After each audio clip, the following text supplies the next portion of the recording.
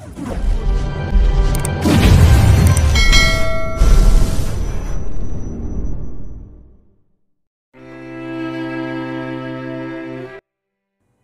isang fine dining restaurant si Ursula at ang kanyang daddy.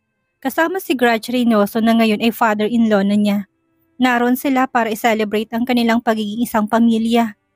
Ursula's joy knows no bounds because her long-time dream of becoming Sergio Reynoso's wife has finally come true. And even if he rejects her, there's nothing he can do because they already married. I hope you can change my stupid son, Ursula. Teach him to obey and listen to whatever I say. Pakli ni Grudge sa kanyang daughter-in-law. Of course, Dad. I've known Sergio since childhood, so I know exactly what he's like. Don't worry, Dad. I'll make sure to discipline that son of yours. Puno ng confidence na sagot naman ni Ursula. Glad to hear that. Anang Grudge saka bumaling sa balaing si Elmer Valdez. Pasensya na Elmer, pero maiwan ko na kayo. I'm a little tired. I need to rest. Paalam niya. It's okay, Mr. Reynoso. Masaya kung sa wakas naging isang pamilya na tayo. Anang Elmer saka tumayo at sinamahan ng matanda patungo sa parking lot ng restaurant kung saan naghihintay ang driver nito. Nang tuluyang makaalis si Mr. Reynoso, saka lang nilabas ni Elmer ang tunay niyang anyo. Malapad ang pagkakangisi ng mga sandaling iyon habang sinusundan ng tingin ng magarang sasakyan ni Grudge papalayo. Ngayong kasal na ang kanilang mga anak, magagawa na niyang hawakan sa leeg si Grudge Reynoso. Matanda na ito at mahina. Hindi tulad niya na mas bata ng ilang taon sa lalaki at mas malakas. He will do anything to get all the Reynoso's wealth. And soon, he will be the one everyone fears. Nang makabalik sa mesa, natagpuan ni Elmer na nagmamadali ang kanyang anak. What happened? Tanong niya. I need to go to the hospital. The doctor called me. Nagising na si Sergio. Ani Ursula saka nagmamadaling minaniobra ang wheelchair papalabas ng restaurant. Elmer followed but he had no plans to go to the hospital and see his son-in-law. He didn't like Sergio Reynoso's attitude because he was rude and arrogant. The only reason he approached them and agreed to marry his daughter was because of his wealth. Iha, tapusin mo ng pagpapanggap mong yan as soon as possible. Wala nang magagawa pang lalaking yun sa oras na matuklasan niyang nakakalakad ka dahil kasal na kayo. Paalala ni Elmer na ang tinutukoy ay ang pagpapanggap ni Ursula na pagiging imbalido. Don't worry, Dad. That's included in my plan. What happened to me? Where is Camille? Tawagin mo si Camille ngayon din, Mr. Noriega. Gusto ko siyang makita. Nagpupumigla si Sergio at nagpupumilit na bumangon sa kama. Wala siyang pakialam kahit na masakit pang kanyang sugat at nagdurugo. Pilit din niyang tinatanggal ang Drextos na nakakabit sa kanyang kamay at takmang bababa na ng kama. Subalit dahil pinipigilan ito ng tatlong nurse at doktor ay wala siyang nagawa kung hindi magwala. Mr. Noriega, are you deaf? Ang sabi ko, tawagin mo si Camille. I want to see her. Bulalas ni Sergio. Maputla pang mukha nito at bahagyang naging hapis pero naroon pa rin ang angking kagapuhan ng lalaki. Samantalang hindi makapagsalita si Alex. Hindi niya alam kung anong isasagot sa kanyang boss. Ipinahanap na niya si Miss Camille sa kanilang mga tauhan pero ni isa sa mga to ay walang nakapagturo kung nasaan ang babae. Nang siya na ang personal na nag-imbestiga, nakakapagtakang biglang naglahong lahat ng impormasyon sa babae matapos itong magpasa ng annulment paper. Sinubukan niyang tumingin sa mga CCTV camera kung saan to huling namataan na nagpunta pero maging isa sa mga to ay walang nakapagturo na para bang may isang taong nagbura ng lahat ng impormasyon na makapagtuturo kung nasan to. Sinubukan na rin niyang magpunta sa Reynoso residence at nagbabaka sakaling umuwi ito doon. Pero walang kahit na anong bakas ang makikita na nagpunta ito doon. Nagsadya rin siya sa dating apartment ng babae pero wala ring palatandaan na nagawi ito doon. Nagpunta na rin siya sa pinagtatrabahuhan ni Miss Camille at ang sabi ng boss nito na si Mrs. Tupas ay ilang araw na raw itong hindi pumapasok.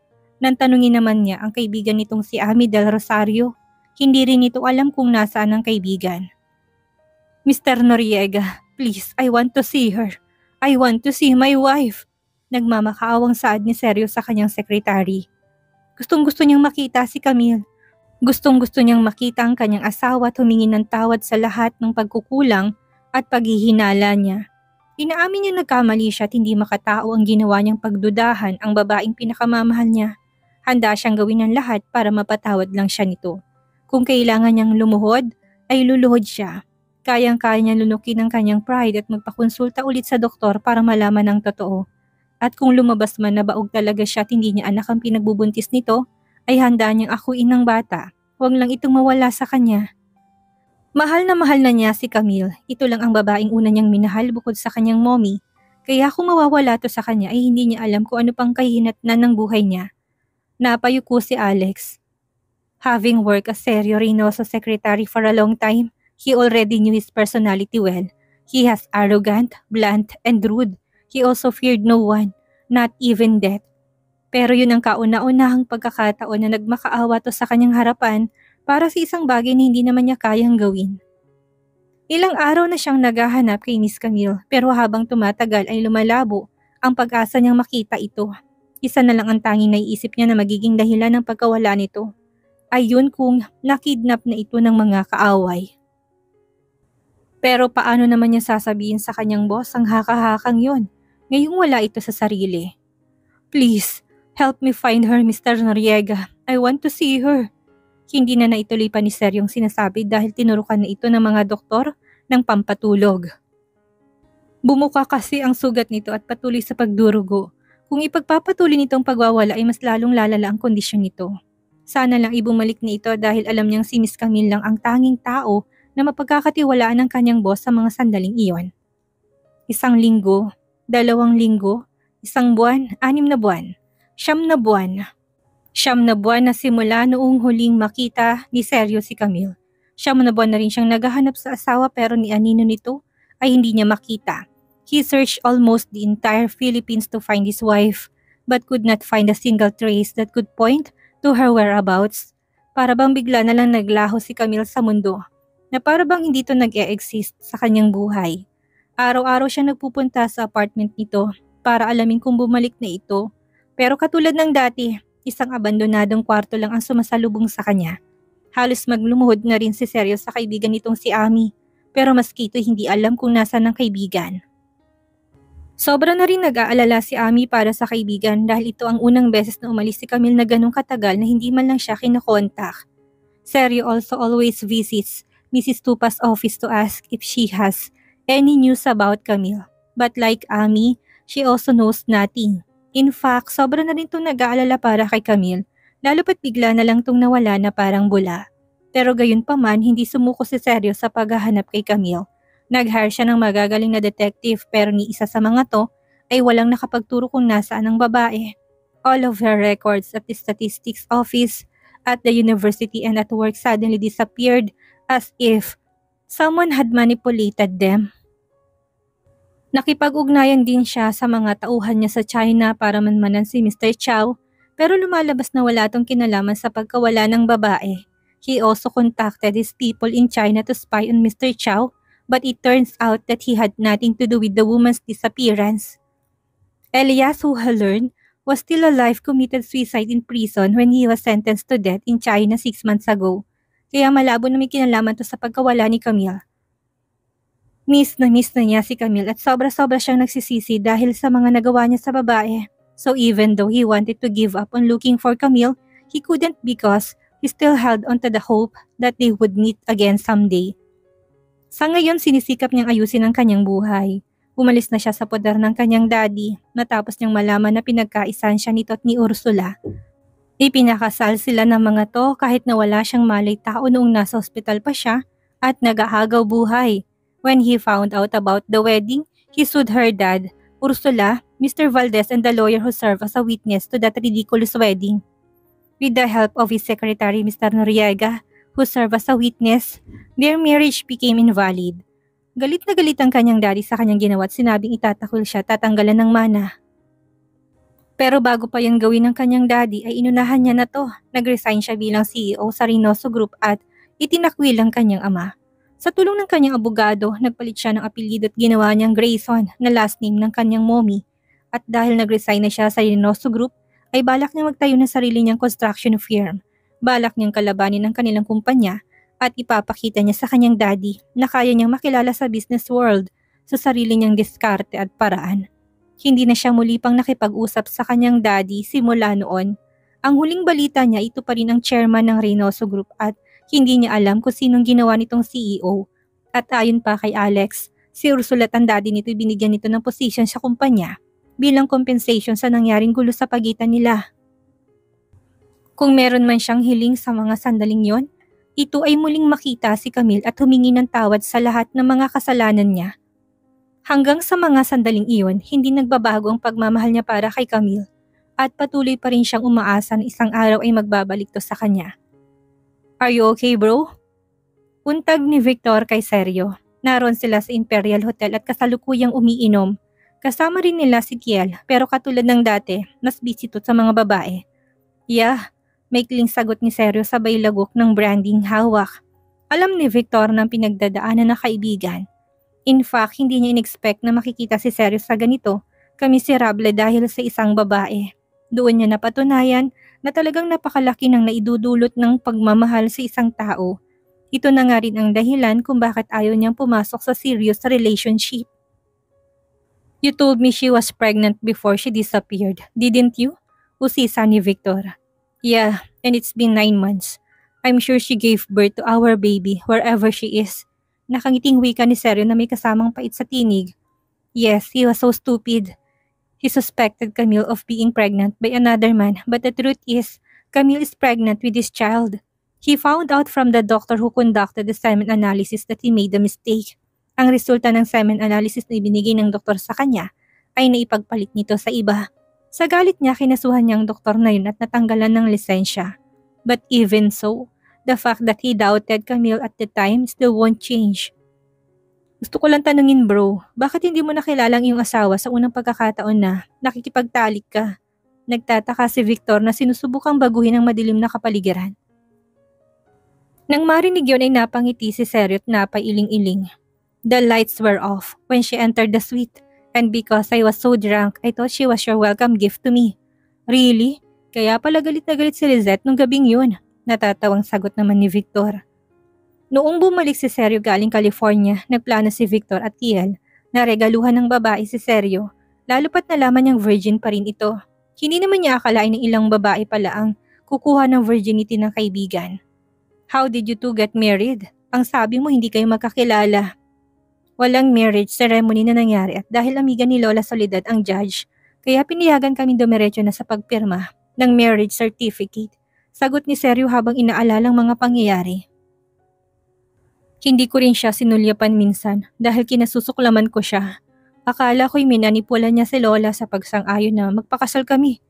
Pagkatapos nito umalis ako kaya hindi ko naalala mukha niya."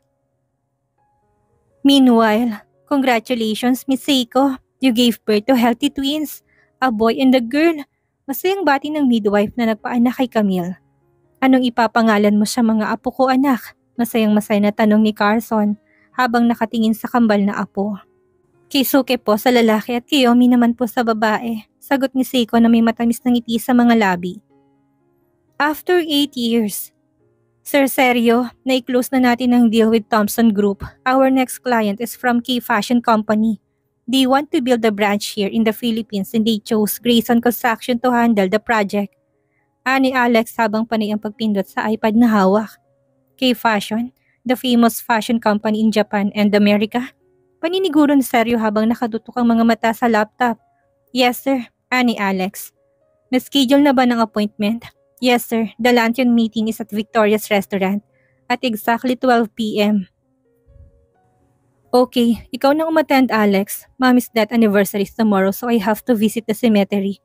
Ani Sergio habang panay ang tipa. Tinatapos kasi niyang output by blueprint para sa isang project. "Okay sir, by the way mag-post ka ng job opening sa website natin. We need engineers, architects and other skilled workers in the company. We need more people for incoming projects." "Alright Sir Sergio," sagot naman ni Alex. 7 years nang nakalipas, ang kumpanya na dating binabalak pa lang ni Sergio itayo ay nakilala na ngayon pagdating sa larangan ng business world. Reynoso Construction, owned by Sergio Reynoso, is already thriving and can be said to be successful. Serio's efforts over the past few years have also paid off. He put in his blood and sweat to build his own company at ginawa niyang inspirasyon si Camille at ang kanyang anak sa lahat ng pagsubok na dumating sa kanya. Gusto niyang merong maipagmalaki kay Camille sa oras na maisip nitong bumalik sa kanya. Aaminin niyang sa loob ng 8 taon ay sinubukan niyang makipag-blind date sa iba't ibang babae na nirereto ng kanyang mga kaibigan pero lahat ng yon ay failed. Hindi niya kasi maiwasang hanapin sa mga to ang mga katangian na nagustuhan niya noon kay Camille.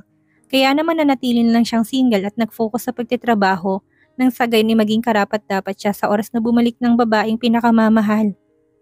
Samantalang Reynoso Group na pagmamayari ng kanyang daddy na lulugi na ayon sa bali-balita at ang kumpanya naman na pagmamayari ni Mr. Valdez na daddy ni Ursula lang siyang namamayagpag at mahigpit niyang katunggali sa negosyo. Hindi niya alam kung bakit nagkaganon pero malakas ang kutob niya na may kinalaman ang mag-ama kung bakit unti-unti na naluluging kumpanya na pinaghirapan ng kanyang daddy. 8 taon na ang nakalilipas. Napatawad na niyang kanyang daddy pero nanatili pa ring matigas ang puso nito sa kanya. So even though he wanted to reconcile with his father, especially since he learned that his illness was getting worse, there was nothing he could do. Sergio has changed a lot. He's no longer the arrogant and rude person everyone knows. He's now more sociable and considerate of his employees. Especially to Alex who didn't abandon him in the midst of everything and still remain loyal. Habang panayang tipa niya sa laptop, tumunog ang intercom sa kanyang opisina kaya naman sinagot niya yon. Yes, Alex. Tanong niya sa kabilang linya ng tawag. Sir, nag-email ang founder ng Hope Foundation na si Mrs. Magbanwa. She invites you to the foundation's anniversary, which will be held later at the Celestial Hotel at exactly 8 o'clock in the evening. Pag-uulat ni Alex. Ang Hearts Foundation ay isa sa mga foundation na sinusuportahan ng kanyang kumpanya. Kada buwan ay nagdodonate siya ng 500,000 sa foundation na inilalaan naman ito sa mga nangangailangan. The foundation's primary goal is to help the unfortunate who are unable to study, children and women who are mistreated by their parents or spouses, and those who are abused either mentally or physically. Okay, tell them I'm coming. Ani seryo sabay pinatay ng tawag. 1 linggo nang nakabalik si Seiko sa Pilipinas at isang invitation ang natanggap niya sa Hope Foundation kung saan inimbitahan siya bilang guest speaker sa anniversary nito. Si Seiko ay major sponsor na naturang foundation at kada buwan ay nagdodonate siya ng 1 million pesos na inilalaan ng mga to sa pagtulong. Nakilala niyang foundation na minsan umuwi siya sa Pilipinas para maghanap ng charity na maaring tulungan when she learned about its purpose, her experiences from her life, as Camille Asuncion came back to her mind. Kaya naman gusto rin niyang matulungan ng mga taong baguhin ang kanilang mga buhay tulad niya. Ang woman organization naman kung saan miyembro sila ni Lola Soledad ay tinutulungan din niya. Subalit mas ginusto niya maging anonymous ang katauhan niya nang sa gayon ay walang makakilala sa kanya bilang ang dating si Camille Asuncion. Pero ngayong inimbitahan siya ng Hope Foundation bilang guest speaker, nagdalawang isip siya na tanggapin yon dahil maaaring nandun din si Sergio at ang pamilya nito. Sa yaman ng mga Reynoso, hindi maaaring hindi ito imbitado sa ganong okasyon. After 80 years, hindi niya alam kung handa na ba siyang makitang lalaking lubos niyang minahal, pero lubos din siyang sinaktan. Naguguluhan siya kung anong dapat na maging desisyon. What's wrong, Iha? Nagdalawang isip ka ba kung pupunta o hindi? Pakli ni Carson na makitang tila distracted ang kanyang anak. Tumango naman si Seiko. It's been 8 years, Iha. Sa tingin ko oras na para humarap ka sa mga taong nang api sa'yo. At ipakita ko anong narating mo ngayon, Anang Carson. But Dad, what if? What if malaman niyang may anak kayo? O what if may feelings ka pa sa kanya? Nakangising putol ni Carson na sana'y sasabihin ng anak. You're thinking too much, Dad. Ani Seiko sabay pabirong umismit sa kanyang daddy.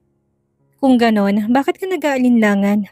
Look at yourself, anak. You are now a successful fashion designer. May sarili ka na ring kumpanya, kaya ano pang iniisip mo? Unless makahulugan pang tumingin si Carson sa kanyang anak. Bilang ama, alam niyang kahit matagal ng panahon ang nagdaan, may feelings pa rin ng kanyang anak sa Sergio Reynoso na yon.